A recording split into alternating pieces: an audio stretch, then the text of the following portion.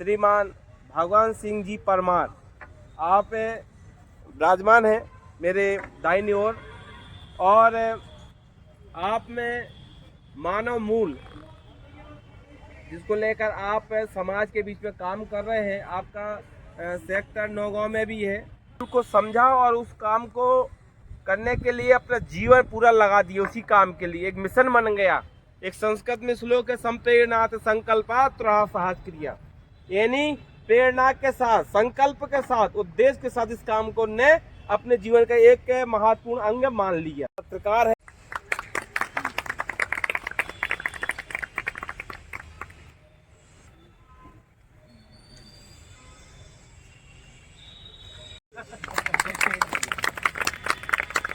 सम्मान सब लोग करें, उनका सम्मान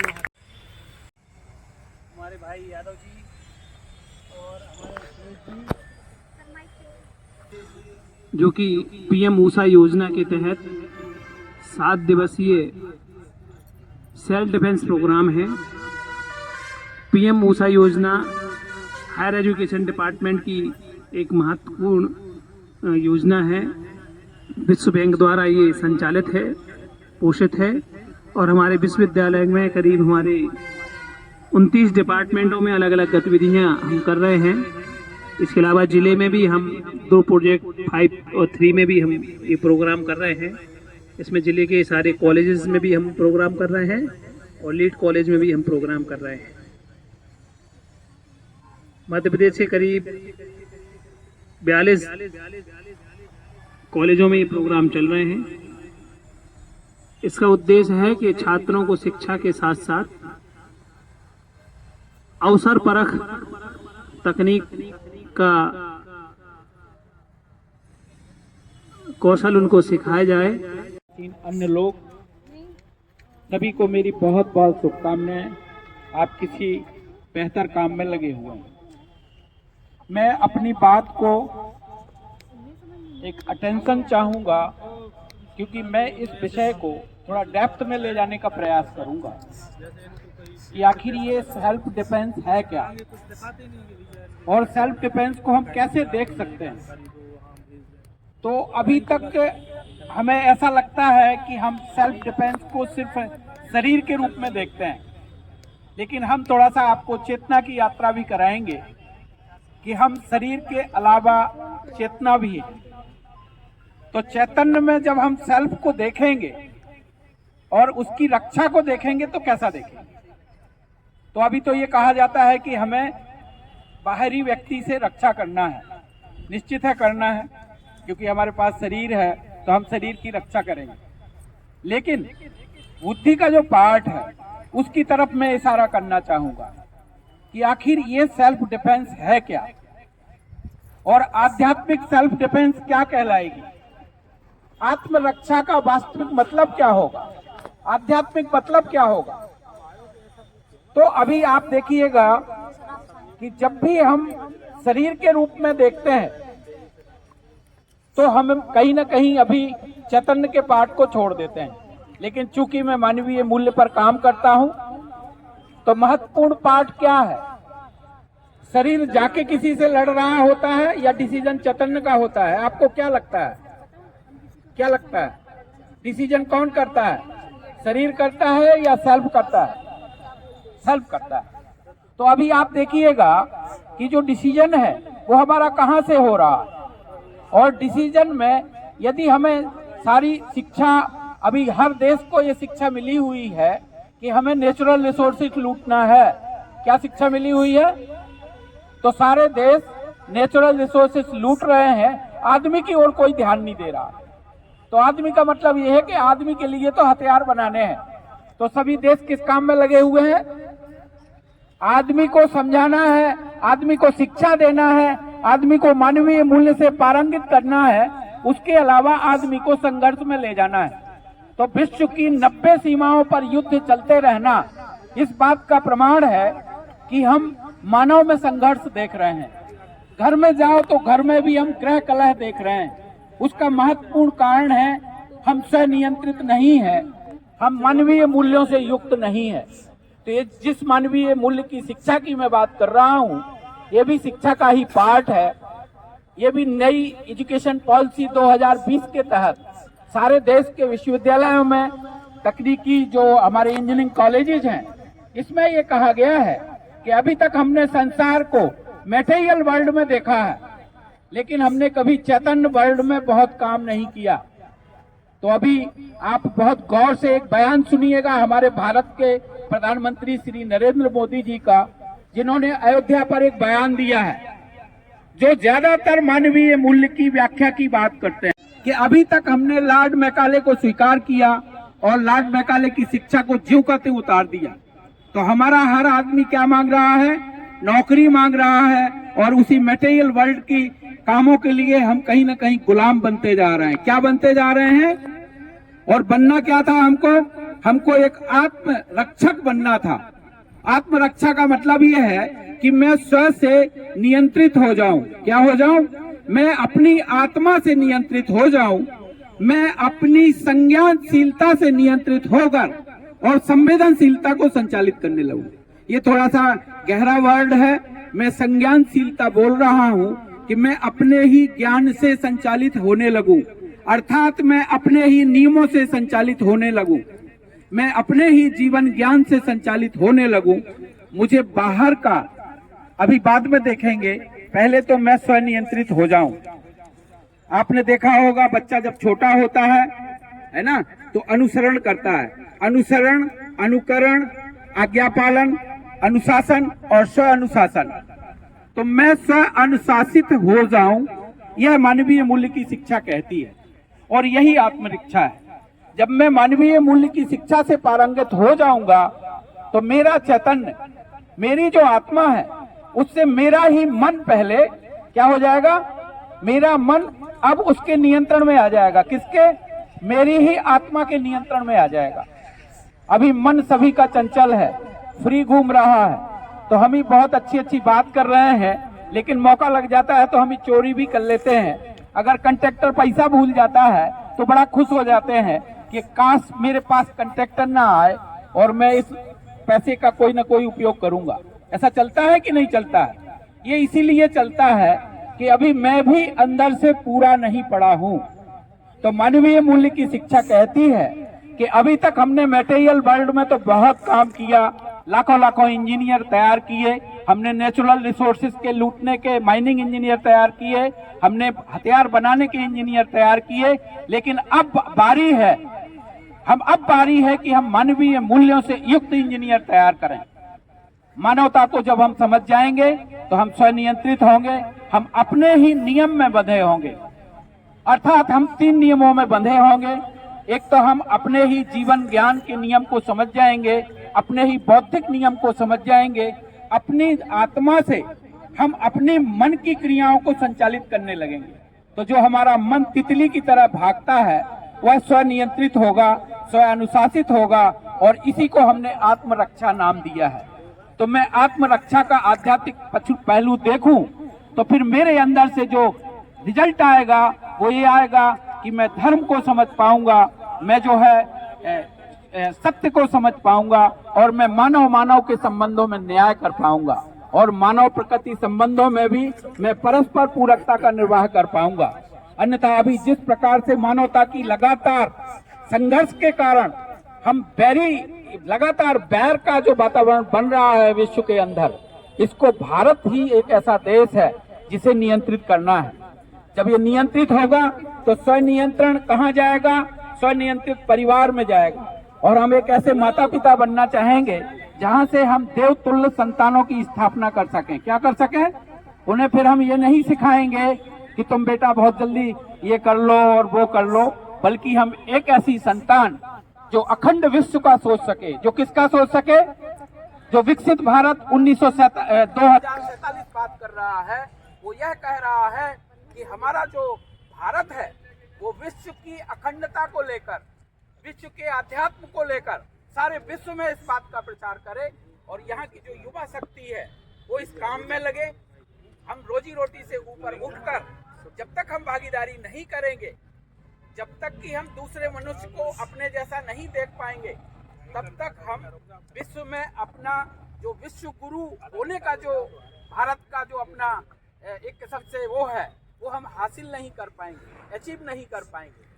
तो मानवीय मूल्य यही बात करते हैं कि हम स्वनियंत्रित हो, हम परिवार की सुख समृद्धि में हम साझेदार हों, फिर हम एक ऐसी सोसाइटी बनाएं जो अनडिवाइडेड सोसाइटी हो, जो अखंड सोसाइटी हो, और वह सोसाइटी फिर प्राकृतिक संसाधनों की भी रक्षा करती हो। वह ऐसी सोसाइटी ना हो कि सारी रेत लूट लें हम, सारी पानी लूट लें हम, हवा को जहरीला बना दें हम, और इन शहरों को हमें बदलना पड़े।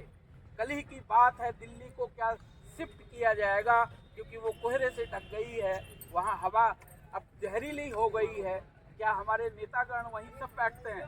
सारे चुन के जो हमारे लीडर्स जा रहे हैं, उस संसद में अगर जहरीली हवा घुस गई हो तो भारत को अब पर्यावरण की ओर भी बहुत गहरे से ध्यान देना होगा। तो इन दो संदर्भों पे हमारा फोकस है। एक तो ये है कि हम मानवीय मूल्यों के समाज की स्थापना में लग जाएं, जो जहां है, क्योंकि हम कहीं ना कहीं भागीदार। हमारे मोहल्ले में अगर एक व्यक्ति बहुत ही अच्छी आचरण सहित जिंदगी जीता है, जैसे मैं अभी आपके सुरेश जी से इसलिए मैं उनके करीब आया कि उनमें बहुत से आचरण दिखते हैं। क्या दिखते हैं? आचरण, उत्साह दिखता है, जीने का उत्साह दिखता है। भिखमंगे नहीं है ये, इसीलिए मैं उनकी तरफ गया हूँ। यार कोई तो है जो कॉन्फिडेंस से जीता है, नहीं तो हम भिखमंगे बन गए हैं। क्या बन गए हैं? कहीं नौकरी मिल जाए, कहीं कुछ मिल जाए। तो अभी आज ही का है, कानपुर में 500 रुपए के कारण हमने अपने ही दोस्त की हत्या कर दी। क्या कर दी? क्योंकि हम नीचे गिर गए हैं। तो जब तक हम ऊंचे नहीं उठेंगे, जब तक हम आत्मा से संचालित नहीं होंगे, क्योंकि आत्मा जो है वो बुद्धि से संचालित है, और अगर बुद्धि मन से संचालित होती है तो खुरापात का भी सोच सकता है मन ये भी कह सकता है थोड़ा सा चोरी कर लो, कोई नहीं देख रहा। लेकिन आत्मा सबकी शुद्ध बुद्ध है। सब जितने भी लोग बैठे हैं उनकी आत्मा शुद्ध बुद्ध है। तो आत्मरक्षा जो अध्यात्म में शब्द आया है वो धर्म की रक्षा से जुड़ा है, और धर्म जो है मूल्यों से जुड़ा है, और मूल्य जो है हमारी राष्ट्र चरित्र और नैतिकता, 3 शब्दों से जुड़े हुए। जिसे हम राष्ट्र कहते हैं वो राष्ट्र तभी कहलाएगा जब उसमें मूल्यों से निहित लोग रहते होंगे, जब वो सभी के बारे में सोचते होंगे। अगर जिस समाज में भागीदारी नहीं हो रही है, जिसमें हाय अपनापन, घृणा, द्वेष, संघर्ष है, उस समाज को हम कभी भी अखंड समाज नहीं कह सकते हैं। तो भारत के सामने ये चुनौती है, और एक बहुत अच्छा माहौल भी है। भारत का प्रधानमंत्री अपने अयोध्या से, जहां उनने राम के चरित्र की व्याख्या भी की है, मर्यादा पुरुषोत्तम राम, वही है आत्मरक्षा। मर्यादा में रहते हुए हम अन्य पूरे समाज के लिए कैसे भागीदार बन जाएं, हम कैसे अखंड बन जाएं, उस अखंडता की ओर इशारा है।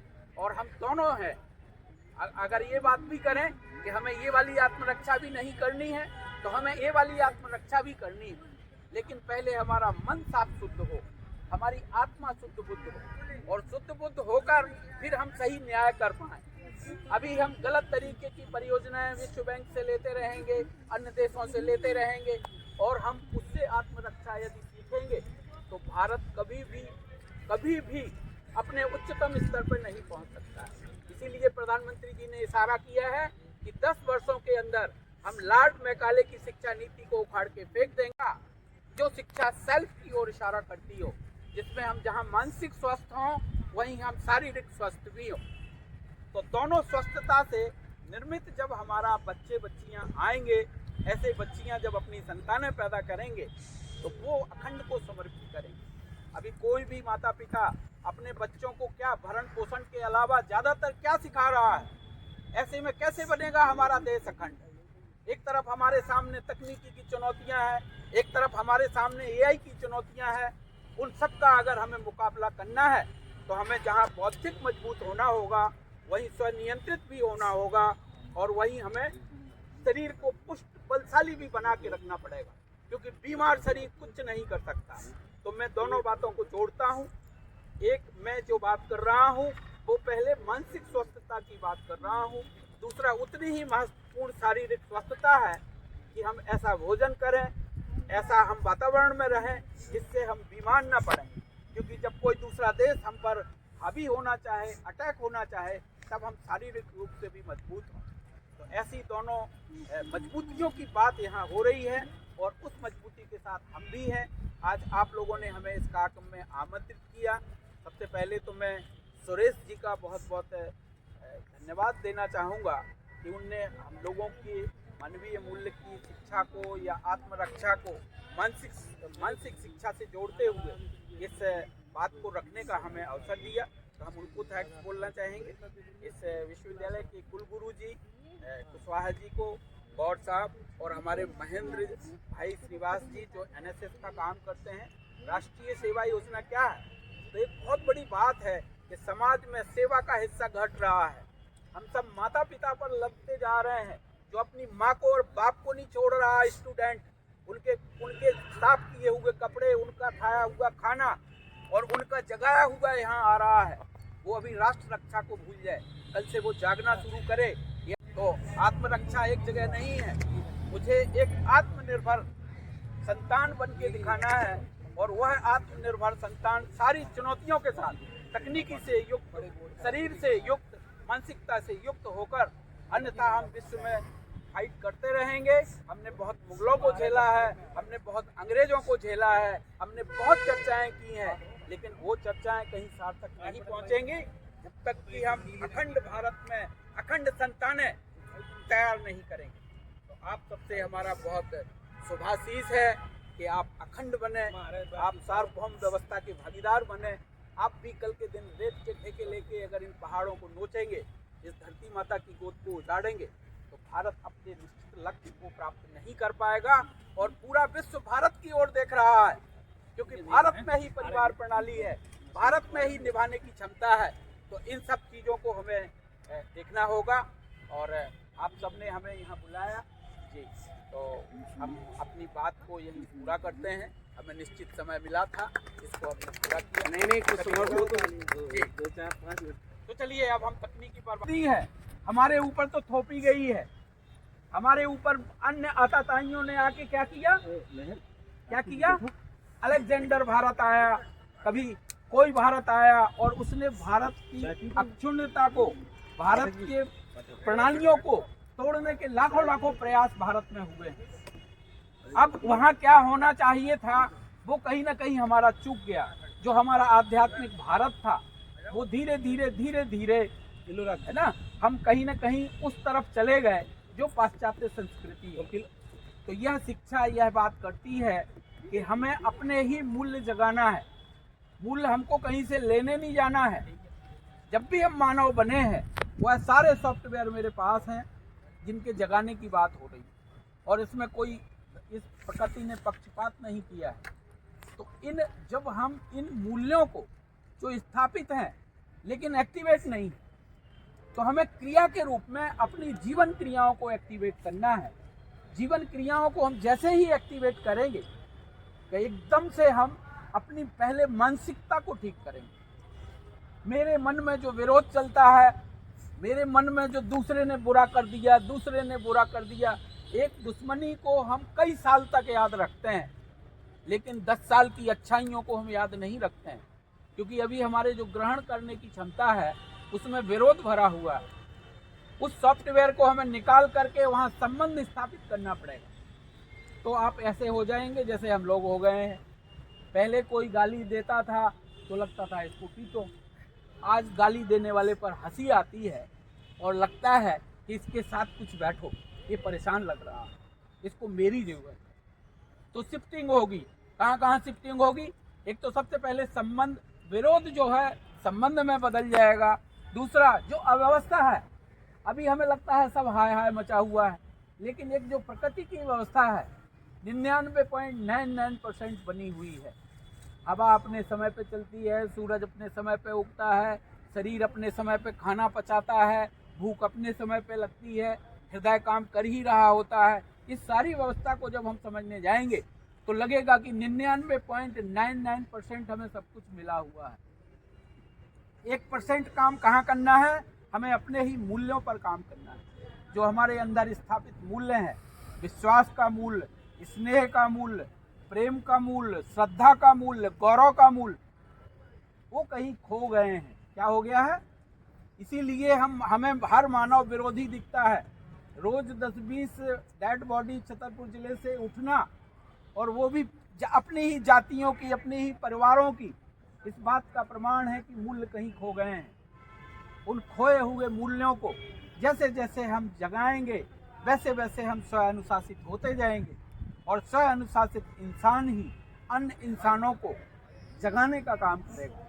तो हमें अंधेरे में दीपक बनना है, और एक दीपक जब जलेगा, कहते हैं एक जंगल में अगर एक माचिस की तीली डाल दो तो वह सारे जंगल को जला देती है। ऐसे ही सत्य का दीपक बनके तुम जब उजाला फेंकोगे तो धीरे धीरे ये उजाला अपने परिवारों में, अपने समाज में, अपनी प्राकृतिक व्यवस्था में जाएगा, और फिर यही उजाला देश की सीमाओं को पार करके और अन्य देशों में जाएगा। तो मानवीय मूल्य आधारित अखंड समाज, अखंड विश्व बनाने का जो संकल्प है हमारे प्रधानमंत्री जी का, वो पूरा होगा। वो सिर्फ नौकरी कर लेने से, कुछ जुगाड़ खोज लेने से, एक दूसरे में मानसिकता अगर हमने ठीक नहीं की तो हमारा खतरा है कि हम कहीं संघर्ष से ना मारे जाएं, या हम तो मानसिकता से मारे जाएंगे या हम प्राकृतिक व्यवस्था से मारे जाएंगे। लेकिन सबसे बड़ा खतरा है कि हम संघर्ष से मारे जा सकते हैं। तो अगर संघर्ष हमें समाधान में बदलना है, समस्या को हमें सॉल्यूशन सेंट्रिक बनाना है, मतलब समस्या को समाधान में बदलना है, तो सबसे पहले उसका मेन बिंदु होगा मैं अपने को बदलूं। अपने को बदले बगैर कोई हमारी बात नहीं सुनने वाला है। घर का बेटा घर के बाप की बात नहीं सुन रहा है। आपकी कैसे सुनेगा? जब तक कि आप अपने आचरण को साधोगे नहीं, हम आगे नहीं बढ़ पाएंगे। तो एक जीवन ज्ञान, अस्तित्व दर्शन ज्ञान और मानवीयतापूर्ण आचरण ज्ञान से युक्त छात्र जब समाज में एंट्री करेगा, जब वो फिर शादी भी करेगा, तो उससे जो संतानें होंगी उनको वो शिक्षा देगा कि जाओ अखंडता के लिए पहले काम करना है। अभी तो वो कह रहा है कहीं नौकरी ढूंढ लो 1000 रुपए की। तो ऐसे में कैसे बनेगा देश अखंड? और 1000 रुपए विश्व बैंक से लेके सारे देशों के पास हैं, आपको टुकड़े हैं। क्या हम उन टुकड़ों से पलने वाले नागरिक बनेंगे, या पहले हमारे लिए देश पहले होगा, अखंडता पहले होगी, परिवार पहले होगा और केंद्र में मानव पहले होगा। तो हम अखंड मानव बने, अखंड मानव बन के हम अखंडता को फैलाएं। और अब बाउंड्री टूट रही हैं, एआई से लेके तकनीकी इतनी आ गई है कि हम निश्चित ही, भारत को एक मौका है कि वो अगर एआई से लेके सारी तकनीकी का बेहतर उपयोग करेगा तो निश्चित ही हम बहुत जल्दी विश्व में अपने इन सॉल्यूशन सेंट्रिक अप्रोच को, समाधानात्मक विधियों को विश्व में ले जा सकते हैं। और विश्व इस बात को इस समय सुनने, वो भी लड़ के थक गए हैं। जब लड़ के कोई थक जाए ना देश, तो वो सत्य को भी सुनना चाहते हैं। अभी विश्व नीति में भारत का जो स्थान बढ़ रहा है, क्योंकि कई देश लड़के थक रहे हैं, तो उनको लगता है भारत के जरा प्रधानमंत्री जी आ जाएं हमारे, कुछ तो समझा दें। तो जब हम दोनों लड़ते लड़ते थक जाते हैं ना, तो हमें लगता है कोई तो आ जाए, हमारा बीच बचाव करवा दे। तो हम मध्यस्थता करने वाले युवा बने। आपकी इस देश को बहुत ज़रूरत है, और दोनों तरफ से ज़रूरत है। ये जो हमारे सुरेश जी भी सिखाते हैं कि हम शारीरिक मजबूत बने, ये भी उतना ही महत्वपूर्ण है। वो इसलिए महत्वपूर्ण है कि जब आपके ज्ञान तो हो गया आपके पास, लेकिन आपने अगर शरीर को नहीं संभाला और हर जवानी में आप अगर बीमार हो गए, तो वो भी एक कहीं ना कहीं सही सिंबल नहीं है। इसलिए जहाँ हमें शरीर को मजबूत बनाना है, वहीं हमें अपनी मानसिकता को भी मजबूत बनाना है। और मानसिकता को तो हमें वैश्विक मजबूत बनाना है। हर किसी के लिए हमारे अंदर से प्रेम उमड़ता हो, हर किसी के लिए हमारे लिए भाईचारा हो, हम मानव मानव संबंध में उसको संबंधी की भूमिका में देख पाएँ। ऐसे मानव बनने की प्रेरणा मानवीय मूल्य देते हैं। तो मैं अपनी बात को यहीं पूरा करता हूँ। आज हमें जो भी अवसर दिया, जिन जिन लोगों ने अवसर दिया, उन सबके प्रति मैं बहुत आभारी हूँ। करता हूँ कितने घंटा चले, अभी मैं चाहता हूँ कि थोड़ा आप लोगों को 1 2 3 चले शुरू।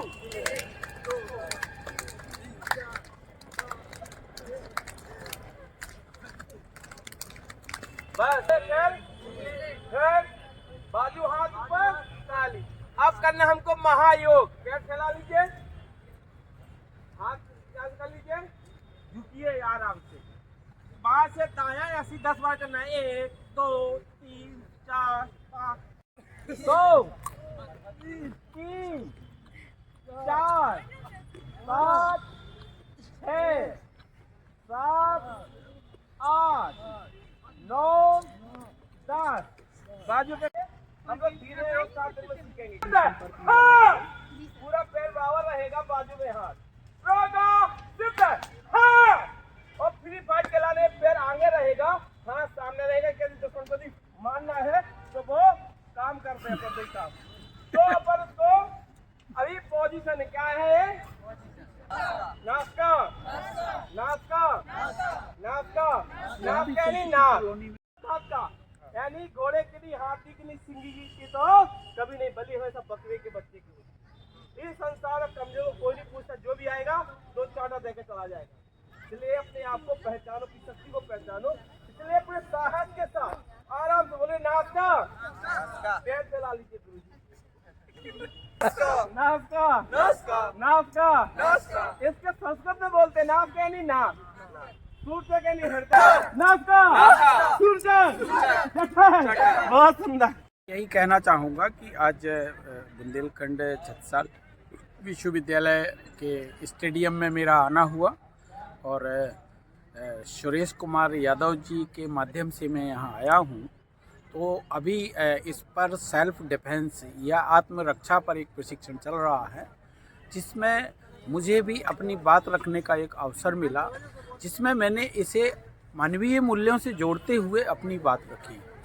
और मैंने इस बात को रखा कि आत्मा जो है ना, आत्मा यदि गाइडेड होने लगे, आत्मा यदि रक्षार्थ जब चलने लगती है, तो हम फिर एक ऐसे मानव होते हैं जो न्याय, धर्म और सत्य, 3 दृष्टियों को हम विकसित कर पाते हैं। तो हमने इसकी आध्यात्मिक पक्ष को रखा और यही रखा कि हर बच्चे में जब तक आध्यात्मिकता नहीं आएगी, जब तक उसकी जो क्रियाएं हैं वो आत्मा से संचालित नहीं होंगी, जब तक संज्ञानशीलता से संवेदनशीलता संचालित नहीं होगी, तब तक हम जो है कहीं पहुंचेंगे नहीं।